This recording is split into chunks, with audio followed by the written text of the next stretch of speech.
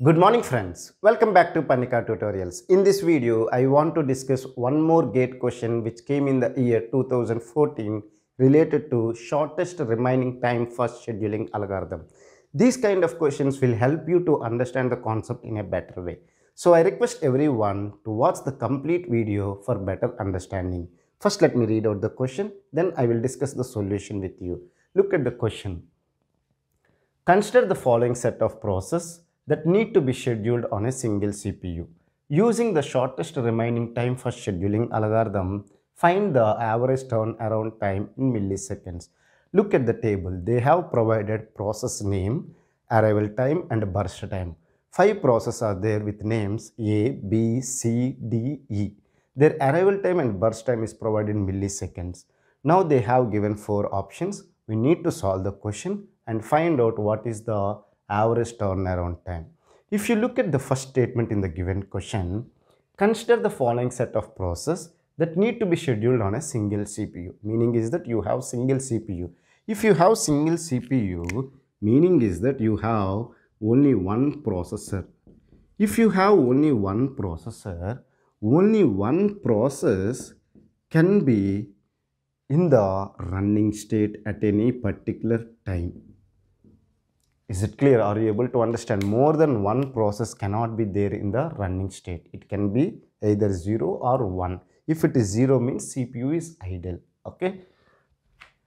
Now look at the next statement. They have provided that you need to use the shortest remaining time first scheduling algorithm. Okay. Let me use the shortcut as SRTF. Shortest remaining time first scheduling algorithm. Any scheduling algorithm will have 2 parameters. One is the criteria and another one is the mode. Criteria for shortest remaining time for scheduling algorithm is burst time. Meaning is that the process which has less burst time will be given high priority to go to the running state. And coming to the scheduling algorithms, we have 2 types of scheduling algorithms. One is preemptive and another one is non-preemptive.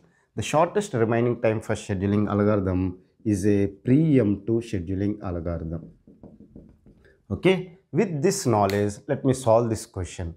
To solve any scheduling algorithm, we need to draw the Gantt chart. Okay, always the Gantt chart will start at 0 units of time. Here the units of time is milliseconds.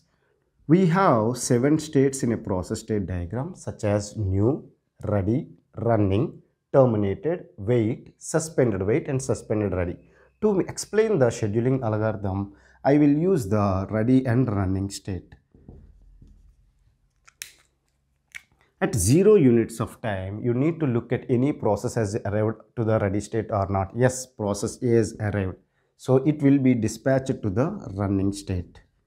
It needs total 6 units of CPU to time to complete its task. 6 milliseconds it needs. Now, we will run the process A for 3 units of time. Why?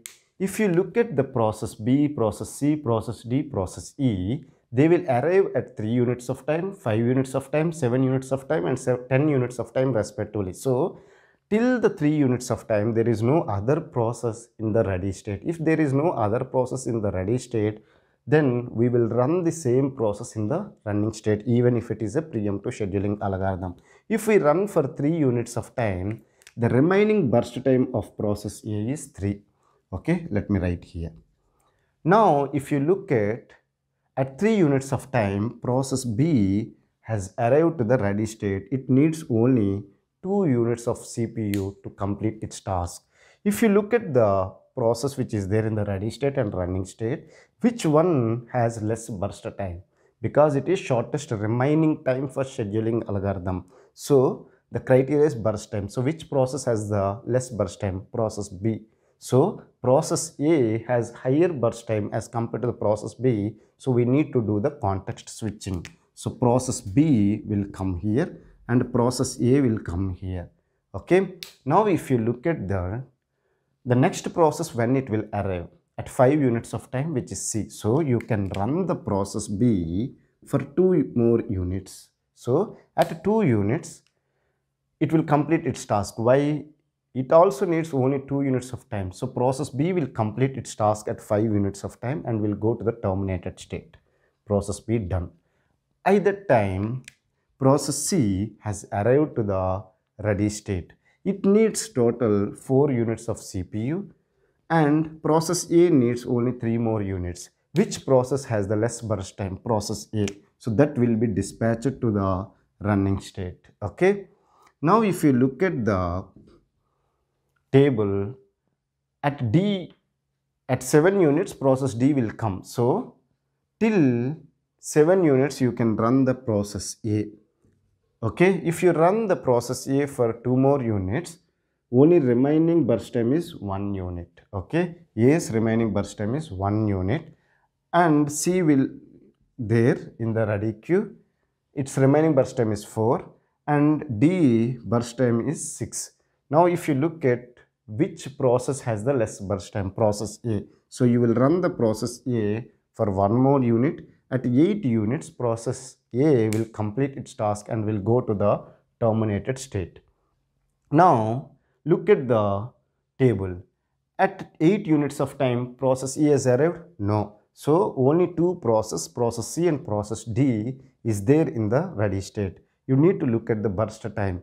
C needs 4 units of time, process D needs 6 units of time. So which has the less burst time? C. So that will be dispatched to the running state. Process D is there in the ready state. Now at 10 units of time, process E will come. So you can run the process C for 3 units of time, or sorry, 2 units only.